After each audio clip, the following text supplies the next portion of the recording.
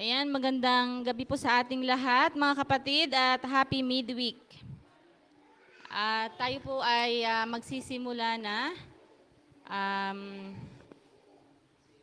Magsisimula na po tayo sa ating pag-aawitan para po sa ating unang awitin.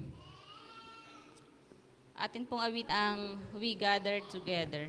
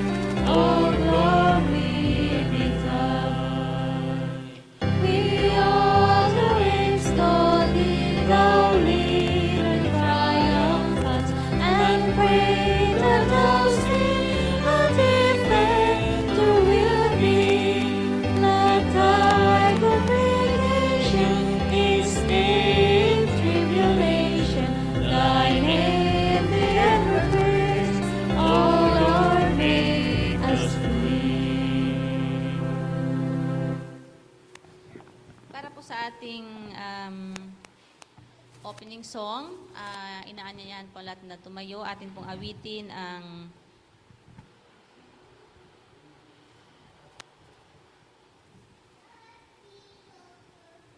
Rejoice Ye Pure in Heart.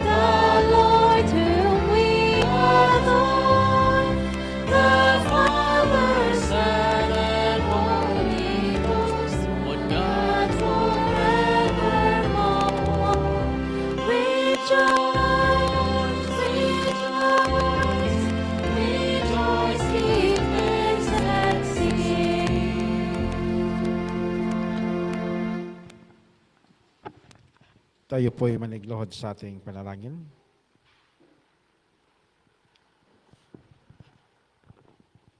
O Diyos namin na mapagpala, sa gabi pong ito, Ama, amin pong itinataas ang inyo pong banal na pangalan. Sa amin pong pagsamba, nawa o Diyos ay patuloy na inyo pong banal na Espiritu ay inyo pong ipanahan sa bawat isa sa amin. At kami ay bigyan po ninyo ng maunawaan namin ang inyo pong mga salita, mahanda ang aming mga sarili, diyon din na ipagkaloob sa amin, Panginoon. Sa oras na ito, ang kapayapaan ang aming mga isipan. Pagpalain mo ang mga mensahe ngayon na dadalhin ni Pastor Bal na magbigay sa amin, Panginoon, ng karagdagang kalakasan sa aming pong paglilingkod sa inyo. Ganon din sa mga hamon sa araw-araw na amin pong maharap. Tulungan kami, Panginoon, na manatili kami na nakatayo sa inyo pong paanan na kasama ka, Panginoon.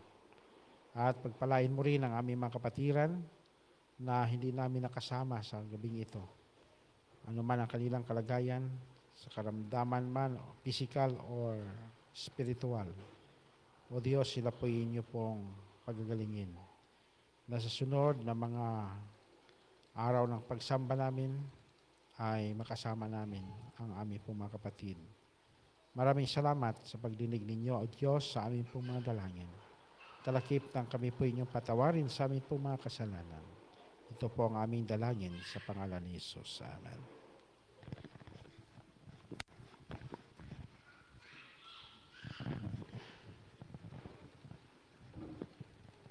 Magandang gabi po sa ating lahat, mga kapatid. Magandang gabi po. Purihin ang Panginoon sa gabing ito na tayo ay narito ngayon upang patuloy tayong magpuri at mananalangin para sa patuloy na protection at banal na Espiritu na siya pong mga siwa. Narito yung ang ating participant sa ating service sa gabing ito. Salamat sa ating chorister, Sister Clar, at ang ating nagbigay ng panalangin, pambungad na panalangin ay walang iba si Elderone, at ang ating operator si Brother GR. At magandang gabi sa mga nasa iba't ibang mga lugar na patuloy nga naka-tune sa ating live sa ating church, Rampano Church.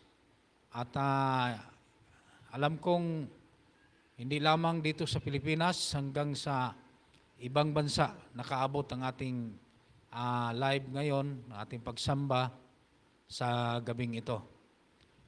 Salamat din sa Diyos na tayo ay nakarating din sa pangatlong taon sa ating anniversary.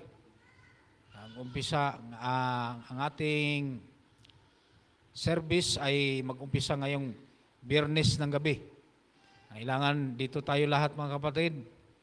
Nanyayahan namin ang lahat ng mga kapatiran na meron tayong communion service sa Sabado ng gabi with Pastor Bal. Din sa Saturday, mga kapatid, ay meron tayong maraming mga bisita.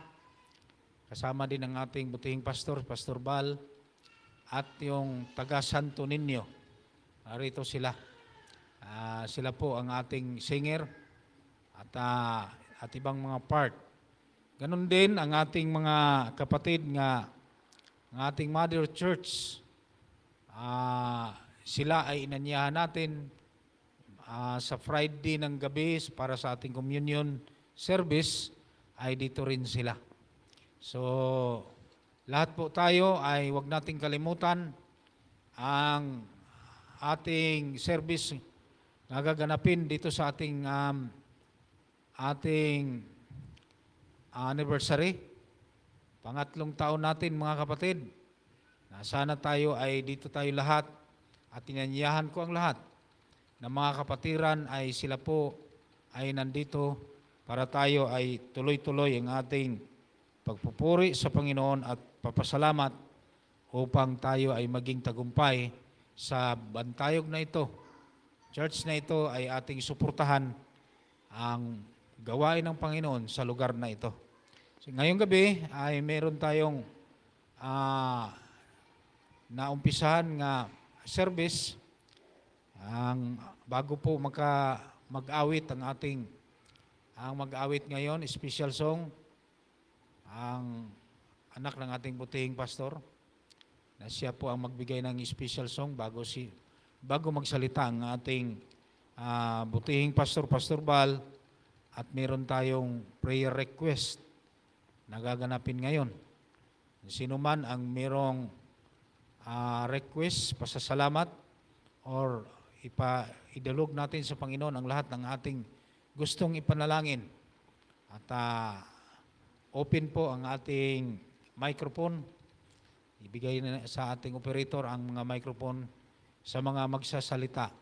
Pasalamat at prayer request kung ano man ang gusto niyong idulog sa Panginoon sa gabing ito.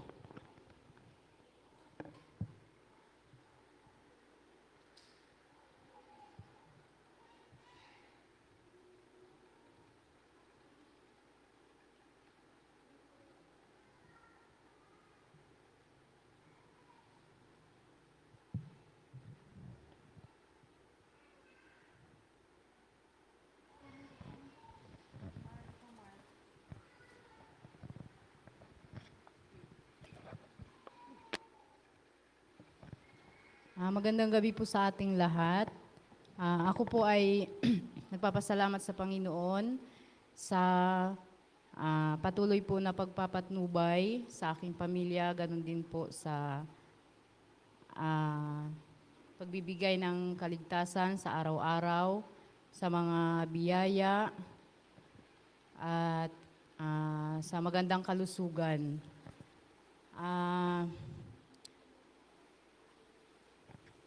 Ang akin pong prayer request, idalangin po natin ang atin pong mga kapatiran or kahit yung ibang tao po na naapektuhan po ng bagyo, maging sa saang lugar, yung mga nawala ng tahanan, mga nawala ng mga mahal sa buhay dahil hindi po madali yung yung pagsubok na dumating na ito dahil sa bagyo. Marami po yung mga taong nakaranas ng kumbaga kabiguan dahil po sa mga sakuna. Kaya lubos po ako nagpapasalamat din sa Panginoon dahil tayo po dito ay kahit po papaano hindi po tayo nakaranas ng ganun. At sama rin po natin sa panalangin yung amin pong pag-alis bukas ng hapon papunta ng Manila. Hinihiling ko po na isama po natin sa panalangin na maging maayos din po yung aming pag-alis. Yun lang po. Thank you po.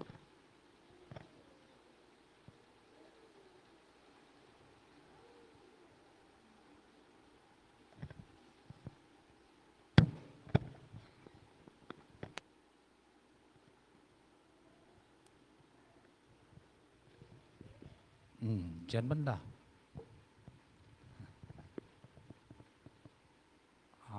Wala na? Bakit? Wala na ba? Ating ipanalangin yung ating parating na anniversary na ito ay maging tagumpay. Ganon din ang pagbiyahe ng taga Santo Niño na makarating sila ng ligtas at puno ng pagpapala ng buhat sa ating Panginoon. Dalangin din natin si Sister Claribel sa kaniyang pagbalik sa Caribbean na bigyan din siya ng magandang pagbiyahe, magandang katawan, kalusugan, at higit sa lahat, makabalik din siya dito ng ligtas at masaya. Ayan po, ating idalangin ang ating mga kapatiran na hindi na natin masyadong nakakasama sa sambang gabi. Yan po, maraming salamat.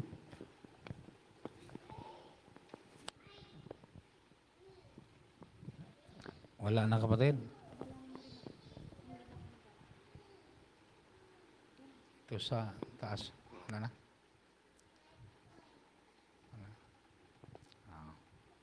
Sige, idulog natin din sa panalangin si Tatay Arman sa kaniyang patuloy nga pag struggle sa kaniyang karamdaman.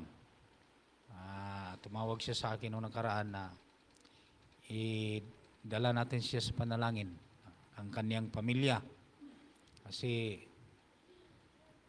mag-umpisa na sana kami mag-Bible study, ay may mga kuwan talaga sa kaniyang pamilya, may mga harang-harang tungkol sa kaniyang kalusugan. At saka ang kaniyang asawa may masama rin pakiramdam. Dalangin natin sila kapatid. Dalangin din natin ang pamilyang Nunez. Sana sila ay hindi lang dito kapatid, kung hinihiling ko yung ating mga kapatid na yung ating mga kapatiran nga nabaptize, ating idala sa panalangin sa gabi-gabi nating worship. Para po sila ay kahit makaalala na lang. Pansinin natin sa lahat ng mga panahon, kung makita natin sila. At pati yung pamilyang Rumo, Sulis, ganun din. So idalangin natin sila kapatid. Yung mga kapatid natin taga Rancero, taga Pastuda, ating idalangin sila, yung mga kabataan na yun, na sana ay maramdaman nila ang himok ng banal na Espiritu upang tayo magkakaisa ang ating idulog lagi sa ating panalangin, mga kapatid. Wala na ba? Wala na? So tayo'y manigluhod, individual, at huwag nating kalimutan yung nabanggit nga idulog natin sa panalangin ni Sister Marian, ang kaniyang pamilya, at kalusugan, at ganoon din ang travel nila bukas pa Maynila. Ganoon din si Sister Claribel, siya ay babalik na sa Caribbean. Siya ay maging tagumpay sa kaniyang layunin at makabalik din siyang ligtas. At ganoon din ang kaniyang pagsamba sa araw na Sabat. Magkaroon siya ng free patuloy. At dalangin din natin mga kapatid, yung ating mga kapatiran. Huwag nating kalimutan, pamilyang Nunes, Romo, Solis, at yung mga kabataan na sa Pastuda at nandun po sa Rancero. Tayo po'y manigluhod para sa ating panalangin.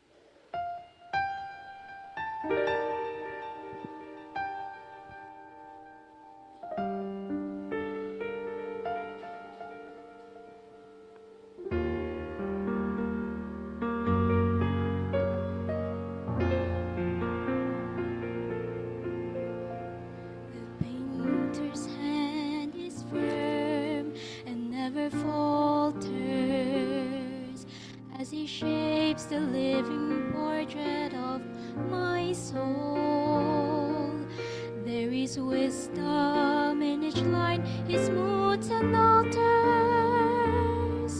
When I see unfinished canvas, there the painter sees the whole. He knows the strength that grows in shadow.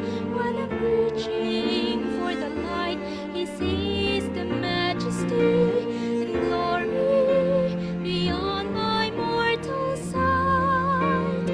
Though I may not understand the artistry of heaven's plan, I will trust the painter's hand unceasingly. He will make a masterpiece of me.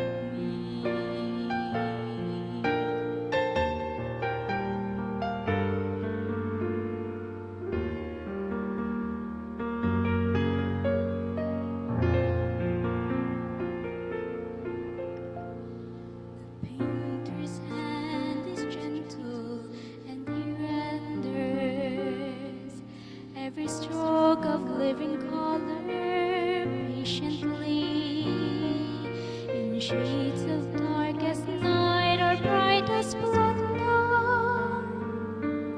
He reveals his grand design and shows me what I meant to be. He knows the strength that grows in shadow. When I'm reaching for the light, He sees the majesty and glory beyond my mortal sight. And though I may not understand the artistry of heaven's plan, I will trust the painter's hand unceasingly. He will make a masterpiece of me.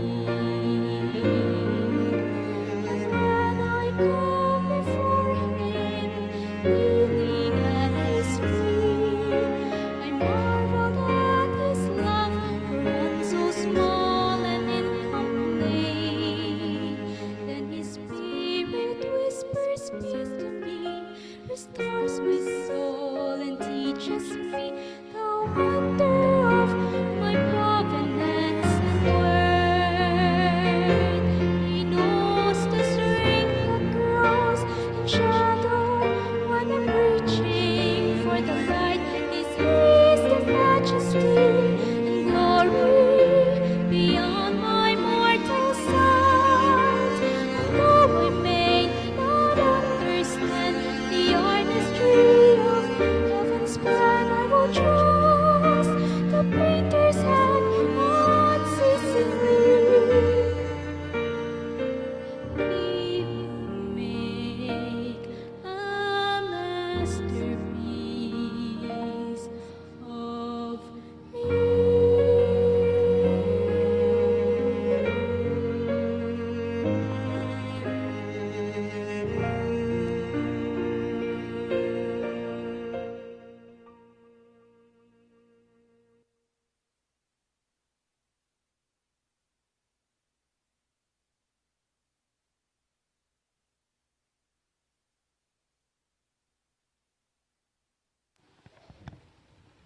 Magandang gabi po and happy midweek po sa ating lahat mga kapatid.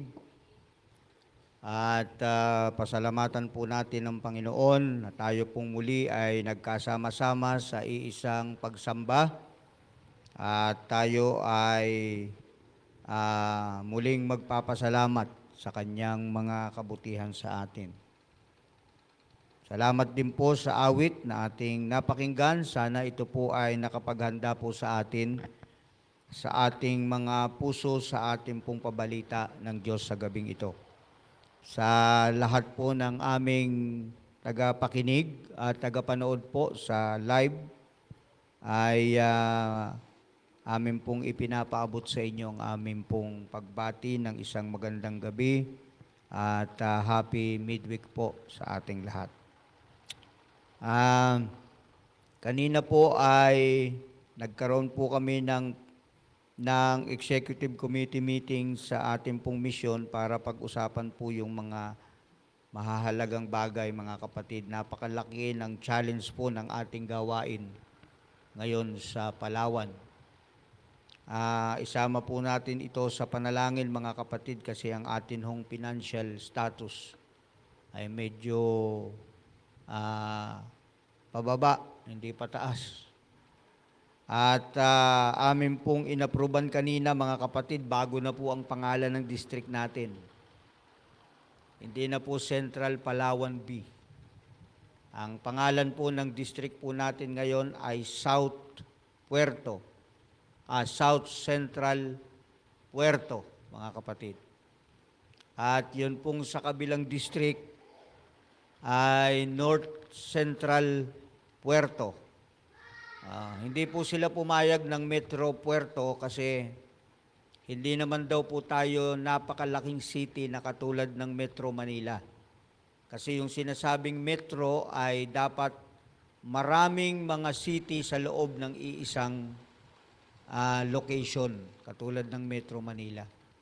So kaya ang amin pong napag-usapan ay South Central Puerto, mula po sa Tinigiban hanggang Irawan, ang atin hong distrito. At yung kabila naman ay North Central Puerto, ay mula sa Jacana hanggang sa Santa Lourdes, mga kapatid.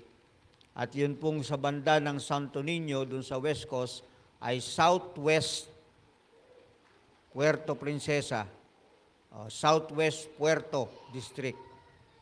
At yung dito naman po sa Puerto D ay Northwest Puerto District, mga kapatid. Ayan. At ang Aburlan po ay South Puerto Aburlan District.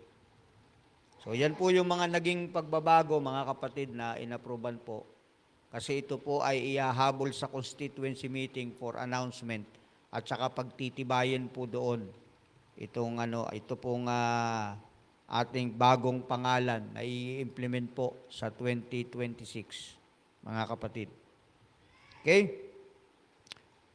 Ngayong gabi po, mga kapatid, bilang bahagi po ng ating pagsamba at pagpuri sa Panginoon, ay nais ko pong ibahagi sa inyo ang ilan sa mga mahalagang bagay kung paano po natin tinatanggap ang ating mga tungkulin bilang tayo ay pinagkakalooban ng Diyos ng buhay.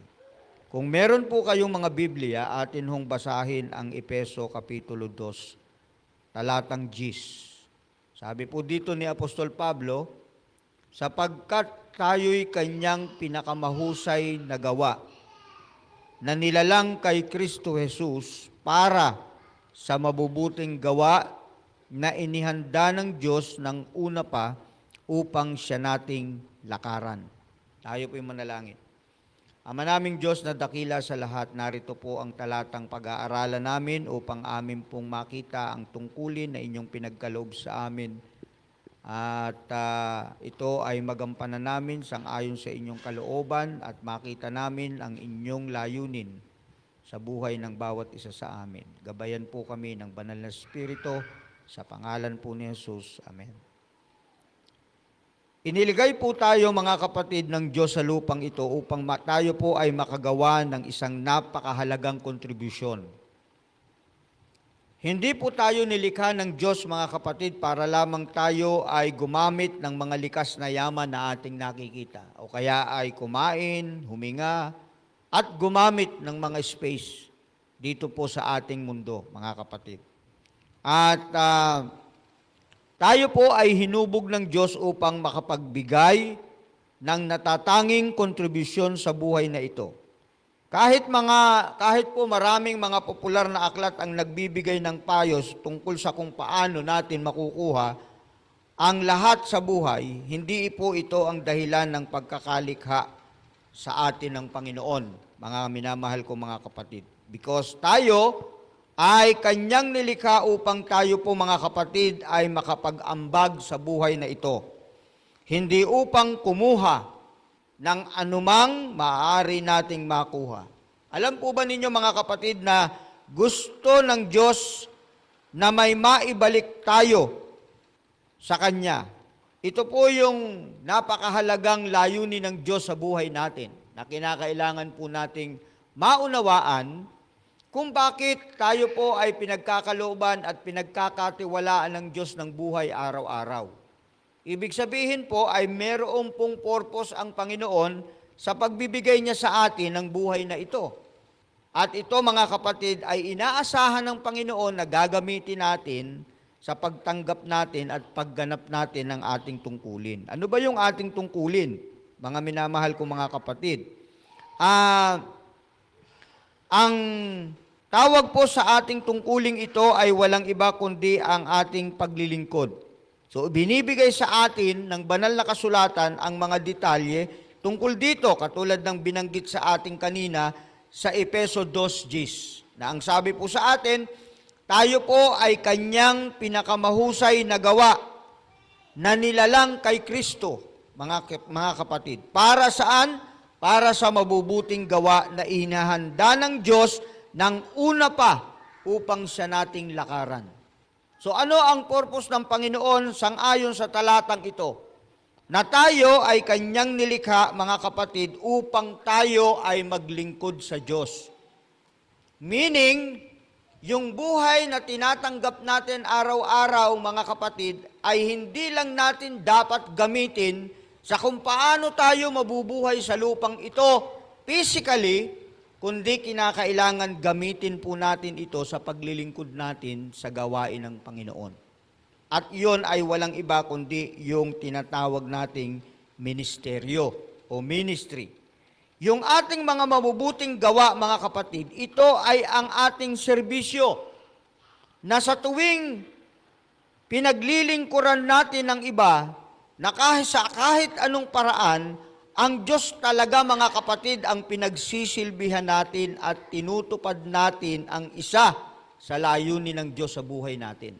So, ibig sabihin, mga kapatid, kapag gumagawa tayo sa gawain ng Panginoon, lalo na sa pagtulong sa iba at paggawa ng mabuti sa ibang tao, mga kapatid, tayo po ay gumagawa at naglilingkod sa kanyang banal na gawain. At ito ang isang dahilan at layunin kung bakit tayo pinagkalooban ng Diyos ng buhay araw-araw. Mga kapatid, ano po?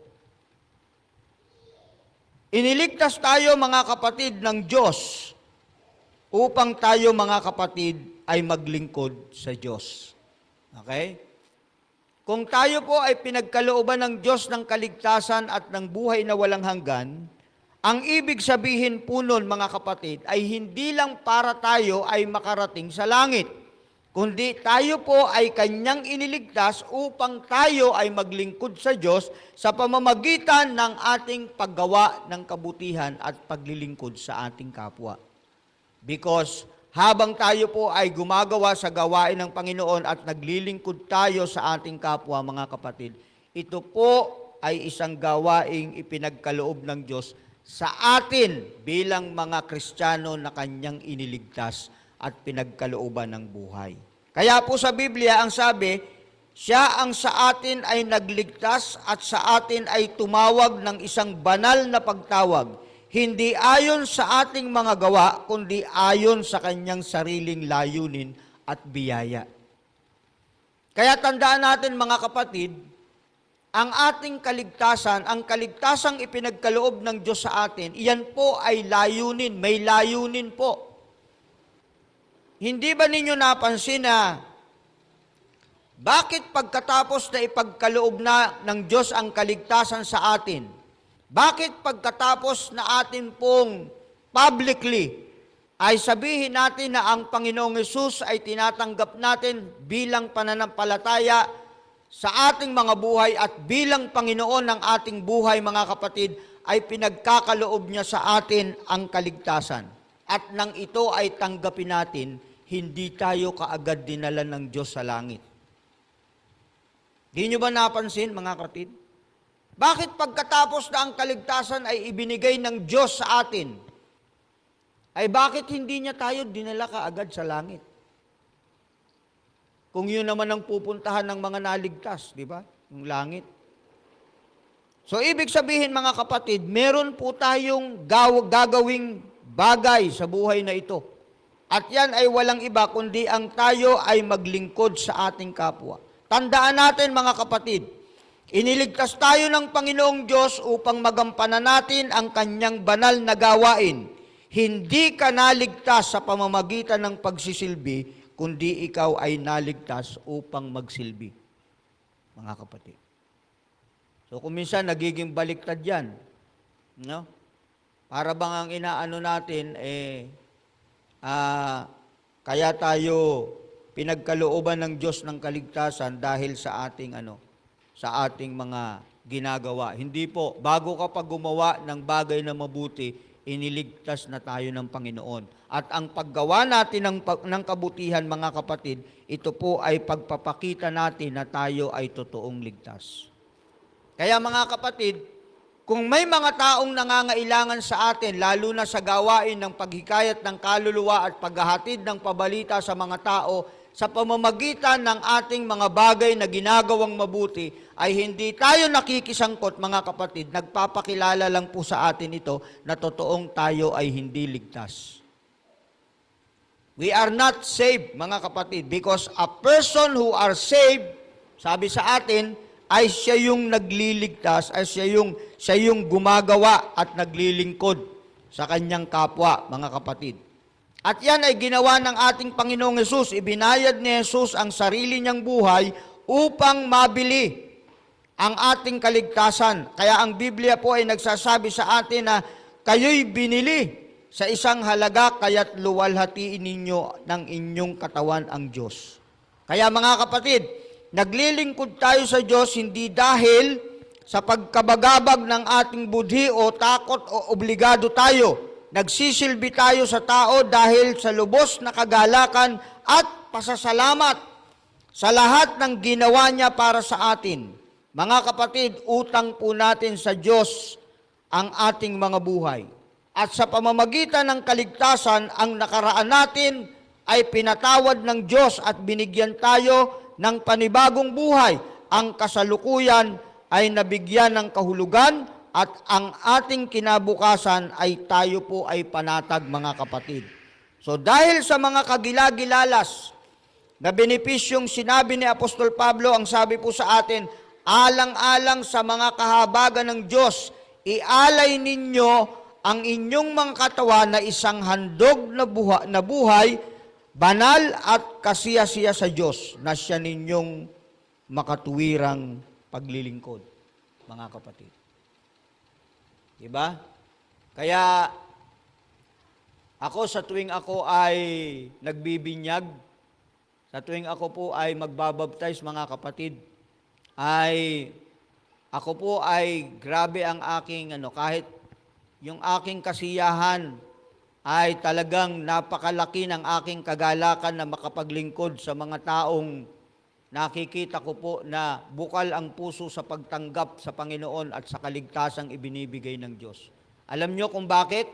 Kasi sa tuwing ako ay maglulubog ng isang kaluluwa, lagi kong inaalala na ito na naman ay isang kaluluwa na maging kaagapay ng Diyos sa kanyang gawain, sa kanyang pagbibigay ng pag-ibig sa mga tao, mga kapatid.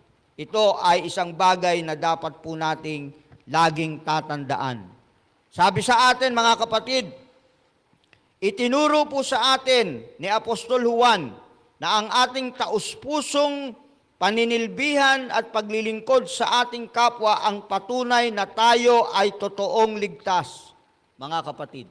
Kaya nga, kung wala tayong pag-ibig para sa iba at wala tayong pagmamalasakit sa kaligtasan ng iba, at walang pagnanais na maglingkod sa ating kapwa, dapat tayong magtanong sa ating sarili kung si Kristo nga ba ay nasa ating buhay, mga kapatid. Yan po yung isang magiging malaking katanungan natin sa bawat isa sa ating sarili, kung si Kristo ba ay nasa atin kapag tayo, mga kapatid, ay walang pag-ibig sa ibang tao, walang pagnanais na maglingkod sa ating kapwa, lalong-lalo na sa kanilang kaligtasan, mga kapatid. Ito po ay nagpapakita sa atin na ang Panginoong Hesukristo ay absent sa buhay natin. Dahil ang isang taong naligtas sa pamamagitan ng pananampalataya ay merong siyang kasigasigan, meron siyang malaking pagnanais na nag-uumapaw sa kanyang puso, mga kapatid, na hindi siya pwedeng hindi makikisangkot sa gawain ng paglilingkod sa ating kapwa, mga kapatid. Napakasarap po ng pakiramdam kapag ka nakita natin na yung ating kapwa na pinaglilingkuran, lalo na yung mga nangangailangan, ay atin pong napagsisilbihan, mga kapatid. Napakasarap ng pakiramdam, mga kapatid. Ngayong darating na linggo, ang Kaakbayan Church po ay pupunta ng Bulaynan at saka ng Bolo-Bolo sa Langugan. Dahil meron po tayong mga kapatid na naapektuhan ng bagyong Uwan. At doon ay magkakaroon sila ng gift giving para sa mga kapatid nating nasalanta ng bagyo. Ang New Prinsesa po ay nag-iipunan ng kanilang mga gamit, ng kanilang mga ipamimigay na regalo sa mga kapatid natin doon sa lugar ng Pamulot, Taytay, na ang bubong ng ating iglesia ay buong-buong tinanggal at tinangay ng hangin. Maging ang kanilang mga tahanan, na ang mga tahanan ng ating mga kapatid doon ay talagang wasak at wala na, hindi na po pwedeng matirahan. Kaya ang atin hong mga kapatid sa New Prinsesa ay nag-meeting po kami nung nakaraang linggo ng gabi at nag-approve po kami na tayo ay mamimigay doon ng mga pako, ng mga yero, ng mga materyales na pwedeng magamit ng ating mga kapatid para muling itayo ang kanilang tahanan. At yan ay sa pakikipagtulungan ng ating mga kapatid na merong pusong busilak sa pagtulong sa gawain ng Panginoon. Nakakatuwa, mga kapatid. Nakakatuwa. Kaya kanina nung nagmi-meeting kami, habang binibilang namin, alam nyo ba mga kapatid kung ilang mga Adventista ang apektado ng dahil sa bagyong ito? 327 families from Rojas, Palawan hanggang sa El Nido na mga pamilya ng Adventista ang apektado sa bagyong ito, mga kapatid. Kaya nanawagan yung mga kapatid, sa Kaakbayan, sa New Prinsesa, sa Santa Monica, nakapagbigay po sila sa Rojas ng 25,000 na galing sa koleksyon ng mga kapatid na naipon nila para itulong sa mga nangangailangan doon na nabagyuhan, mga kapatid. Ito ay gawain ng paglilingkod na pinagkaloob sa atin ng Panginoon. Dahil ang sabi sa atin, kung ikaw ay isang Kristiyano, dapat ikaw ay nagmi-ministeryo. At kapag ikaw ay naglilingkod, ang tawag sa iyo ay ministro. Akala ba natin sa Biblia, mga kapatid, yung ministro, yung mga pastor lang? Hindi po. Pag sinabing ministeryo sa Biblia, ikaw ay isang Kristiyano na nagmi-ministeryo sa iyong kapwa, mga kapatid. At ang sabi sa atin, mga kapatid, tayo ay pinagpala nang sa ganon ay magiging pagpapala rin tayo sa iba. Tayo ay iniligtas para magsilbi, hindi para maupo lamang sa isang tabi at maghintay sa pagdating ng ating Panginoon. Hindi po yun ang purpose ng Panginoon. So, ibig sabihin, ang purpose ng Panginoon ng pagbibigay sa atin ng buhay, kailangan ang buhay na yan ay gamitin natin sa ating paglilingkod sa ating kapwa habang tayo ay naghihintay sa pagdating ng ating Panginoon. Ayaw ng Panginoon na maging idle tayo. Ano yung idle? Tamad. Na wala tayong ginagawa habang tayo ay naghihintay sa Panginoon at habang ang ating mundo ay nakikita natin ang malaking pangangailangan para sa kaligtasan ng mga tao. Mga kapatid. So, kailangan po natin na tayo ay manatiling gumagawa sa gawain ng Panginoon. Natatandaan po ninyo yung pinag-aralan natin ng Son Fellowship. Ang sabi ni Apostol Pablo sa 1 Corinthians 15:18, mga kapatid, ang sabi doon, magpakatatag kayo, sabi ng ating ni Apostol Pablo, at maging matibay na hindi natitinag at magpatuloy kayong may kasipagan sa gawain ng Panginoon.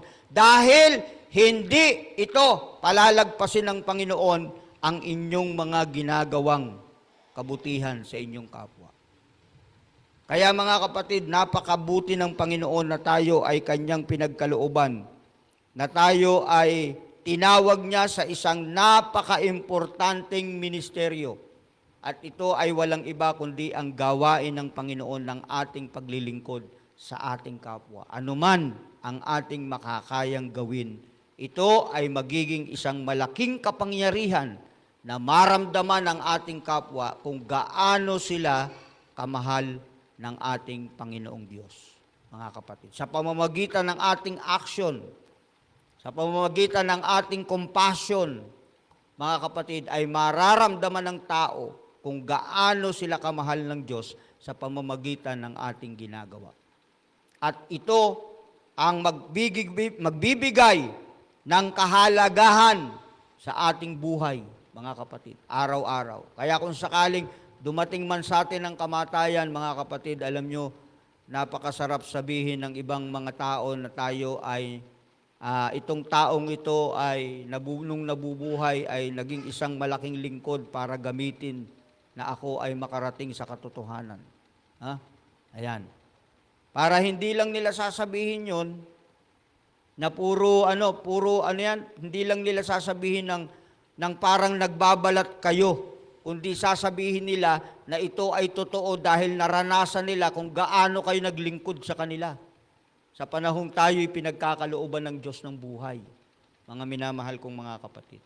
Minsan nagbibiro nga ako Nung one time nag-meeting kami doon sa Central Siksikan. Sabi ko, mga kapatid, kung meron po kayong sasabihin sa akin kapag ako ay namatay, sabihin nyo na po ngayon para marinig ko. Tawanan yung mga kapatid, nagtatawa sila. Pero ang di nila alam, totoo ako sa sinasabi ko. Oo. Kasi usually mga kapatid, ang malungkot sa atin, pagka panahong ang tao namatay na at magbibigay ka, anong tawag doon? Yung nagiging naging sa programa, pagka nagse-service yung anong tawag doon? Tribute. Yan, tribute ba yun? Tribute, Pag tribute. Pag ikaw ay nakinig ng kanilang mga tribute, kahit alam mo yung isang tao na tatayo doon, na nagkaroon sila ng problema nung taong namatay, pero hindi siya magsasabi ng kahit anong masama. Kahit yung pagbabanggit na sila ay nagkaroon ng problema sa hidwaan silang dalawa, hindi niya babanggitin. Dahil ang babanggitin lang niya ay yung mabuting nung sila ay magkasama pa.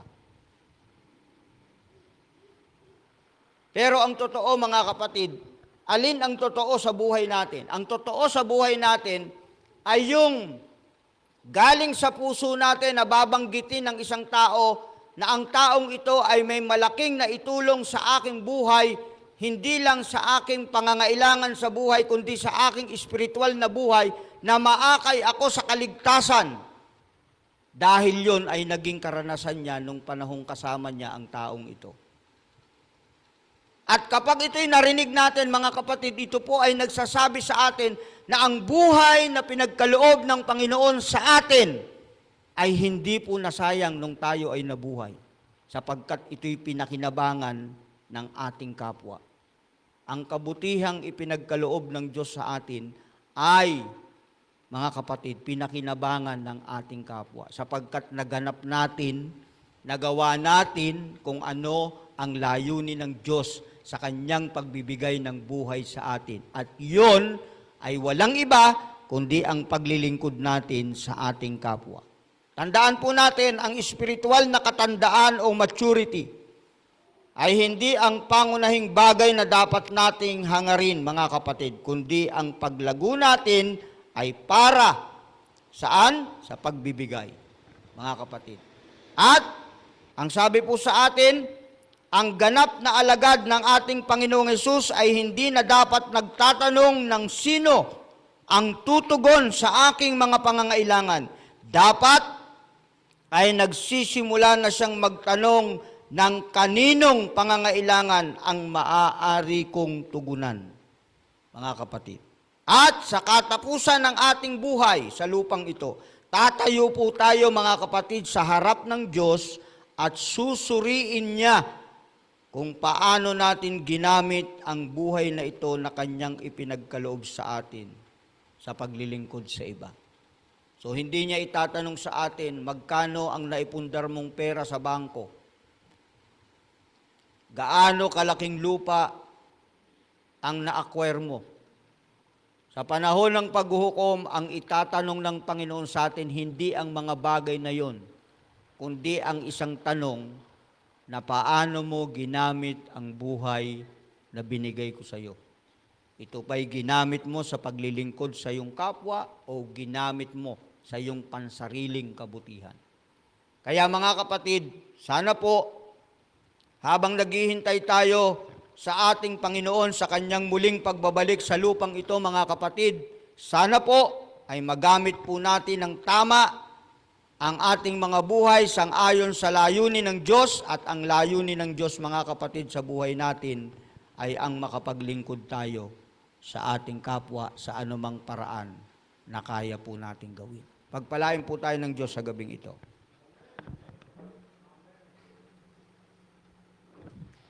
Bilang tugon po sa ating mensaheng narinig, inanyayahan ko po ang lahat na tumayo at atin pong awitin ang Standing on the Promises.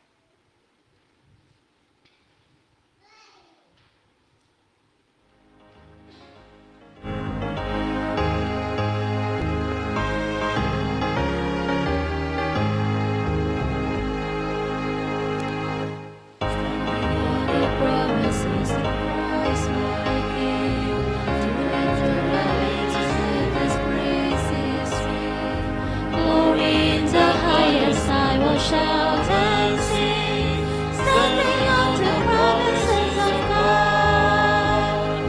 Standing, standing, standing on the promises of God, my Savior. Standing, standing, I'm standing on the promises of God. Standing on the promises of God, I feel when the holy storms and mountains sing. By the living word of God I shall prevail. Standing on the promises of God. Standing, standing, standing on the promises of God, my Savior. Standing, standing, I'm standing on the promises of God. Standing on the promises of Christ our Lord, bound to Him eternally, but love strong cord, overcoming pain with the Spirit's sword. Standing on the promises of God. Standing, standing, standing on the promises of God, my Savior. Standing, standing, I'm standing on the promises of God. Tayo po ay manalangin. Ama naming Diyos na dakila sa lahat, maraming salamat po sa inyong pagbibigay sa amin ng isang napakahalagang tungkulin na maaaring mga hulugan ng aming kahalagahan ng buhay ng bawat isa sa amin. At ito ay walang iba kundi ang aming paglilingkod sa aming kapwa sa bagay na kaya po namin itong magawa. Salamat po sa karapatan na ipinagkaloob nyo sa amin upang magawa po namin ang mga bagay na ito, at nawa sa tulong ng banal na Espiritu ay maging makatotohanan po ito sa buhay ng bawat isa sa amin habang kami po'y naghihintay sa inyong muling pagbabalik sa lupang ito. Ang inyo po nawang pagpapala at pag-iingat ay maranasan po namin sa aming pag-uwi. Ito po ang aming dalangin sa pangalan po ni Jesus. Amen.